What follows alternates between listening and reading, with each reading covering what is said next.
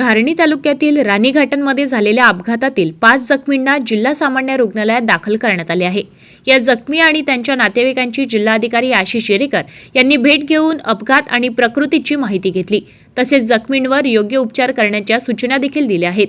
यावेळी जिल्हा पोलीस अधीक्षक विशाल आनंद, जिल्हा शल्यचिकित्सक डॉक्टर विनोद पवार आदी उपस्थित होते। अपघातातील अर्चना दारासिंगे राहणार कांचोली, गेरुबाई देवळे राहणार मोठेखेडे, रीता राठोड राहणार सिनंबत, देवा धांडे राहणार कांचोली, मुनी दहीकर राहणार कांचोली, विकेश दहीकर सालाई सर्व तालुका धारणी यांना जिल्हा सामान्य रुग्णालयातील उपचारासाठी दाखल करण्यात आले आहे। यातील रीता राठोड यांचा आज सकाळी उपचारादरम्यान मृत्यू झाला आहे। जिल्हाधिकारी श्री येरेकर यांनी सुरुवातीला अपघात कक्षातील जखमी मुनी दहीकर यांना भेट दिली। यावेळी त्यांनी नातेवाईकांकडून अपघाताची माहिती घेतली। अपघात कशा प्रकारे घडला, वाहनात किती नागरिक होते, अपघाताचे कारण आदीची माहिती घेण्यात आली आहे।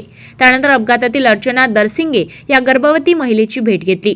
अपघातामुळे माता व बाळ दोन्ही सुरक्षित ठेवण्यासाठी उपचार करावेत, त्यांची तब्येत पूर्ण बरी झाल्यानंतर रुग्णालयातून सुट्टी घ्यावी अशा सूचना केल्या आहेत। मेळघाटामध्ये झालेल्या अपघातातील वाहनांवर सतर्क कारवाई करावी अशा सूचना जिल्हाधिकारी आशिष येरेकर यांनी जिल्हा पोलीस अधीक्षक विशाल आनंद यांना दिल्या आहे।